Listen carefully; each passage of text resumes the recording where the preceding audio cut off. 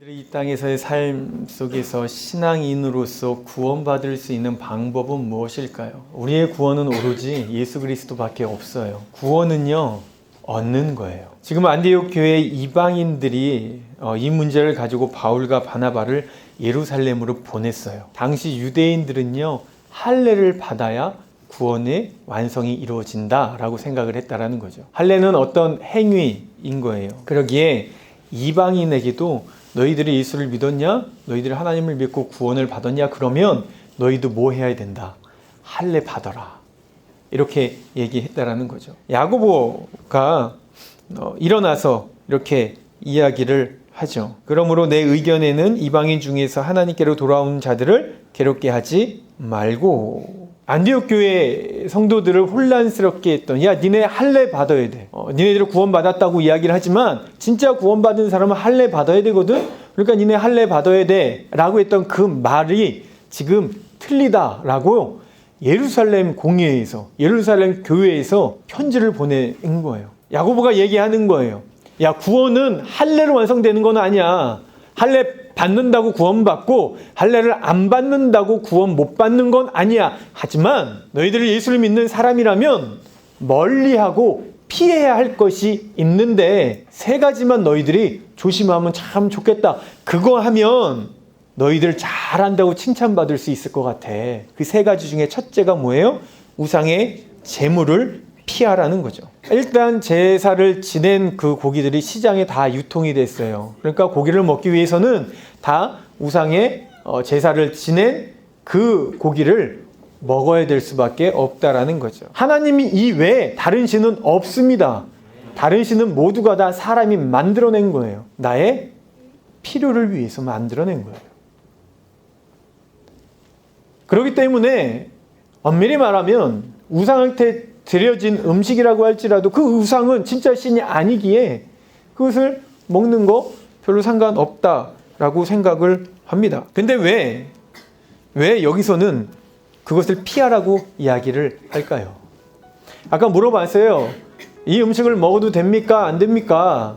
근데 누구는 된다, 누구는 안 된다. 그렇기 때문에 우린 먹으면 안 된다라는 거예요. 누군가는 이것을 통해서 시험 들으니까요. 내가 하고 싶은 것들을 다 할 수 있어요. 하지만 내가 한다고 해서 그것이 다 유익한 건 아니라는 거죠. 모든 것이 다 허용된다고 사람들은 말하지만 모든 것이 다 유익한 것은 아닙니다. 모든 것이 다 허용된다고 사람들은 말하지만 모든 것이 다 덕을 세우는 것이 아닙니다. 아무도 자기의 유익을 추구하지 말고 남의 유익을 추구하십시오. 우리가 말 한마디를 하는 것, 우리가 행동 하나하나를 하는 것, 그것을 나의 유익, 뭐 어때? 그게 뭐가 문제야? 술 먹는 거? 그게 뭐가 문제인가? 담배 피는 거? 뭐가 문제야? 잘못하는 거 정죄하는 거? 뭐가 문제야? 라고 할지라도 그 모습을 보고 다른 사람이 시험에 들고 그 모습을 보고 다른 사람이 마음이 어려워졌다라고 생각을 한다면 나의 유익대로, 내가 하고 싶은 대로 하는 것이 아니라 남의 유익을 구하라고 성경은 말씀하고 있다라는 거죠. 두 번째 하지 말아야 할 것도요, 마찬가지 이유입니다. 피와 목매어 죽인 것을 멀리 하라고 말하고 있어요. 이게 무슨 말인가? 목매어 죽인 것은 피 흘리지 않고 교살돼서 질식해 죽음을 하는 거죠. 그러니까 목매달아 죽은.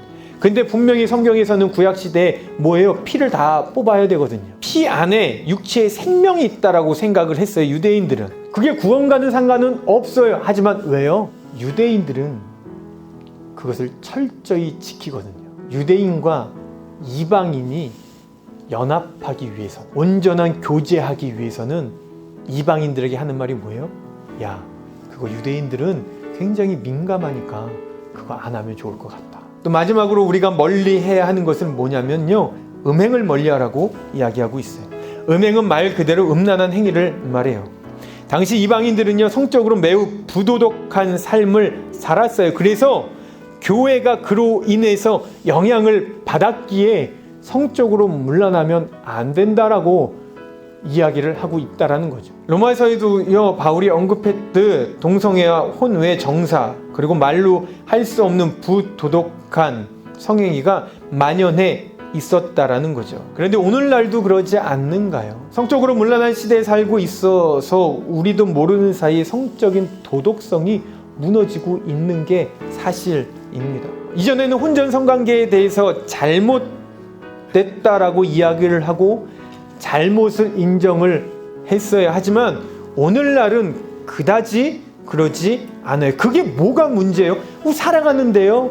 사랑이라는 이름으로 다 포장해서 모든 것이 다 허용되는 시대를 살고 있죠. 근데 문제는 오늘날 교회에서도 그것이 더 이상 잘못이라고 생각하지 못한다라는 게 큰 문제라는 거예요. 이게 문제예요. 교회 안에서도 그게 뭐 어때요? 라고 하는 이 사고가 문제라는 거예요. 옛날에도 담배 많이 폈어요. 하지만 문제는 뭐예요? 잘못을 그때는 내가 잘못하고 있어를 알고 잘못을 했고, 오늘날에는 자신이 잘못하고 있지만 그것을 잘못이라고 생각하지 않는 태도가 문제라는 거죠. 성적인 문제도 마찬가지예요. 잘못됐어요. 그것은 옳지 않습니다. 근데 더 이상 그것이 옳지 않다고 생각하는 사람이 없다라는 거예요. 심지어 교회 안에서도요. 고린도전서 6장 9절에서 10절 이런 말씀이 있어요. 불의한 사람들은 하나님의 나라를 상속받지 못하리라는 것을 알지 못합니까?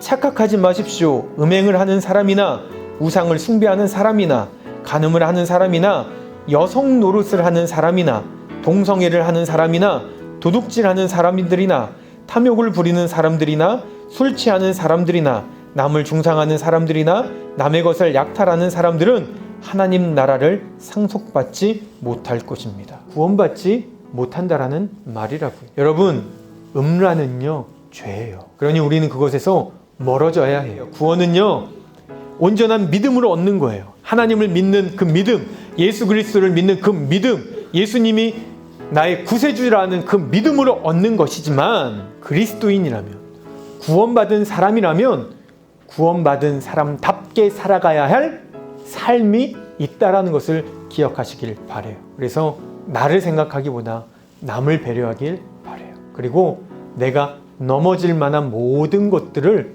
다 멀어지게 하세요. 우리 그렇게 예수 믿는 사람처럼 살아가셨으면 좋겠습니다.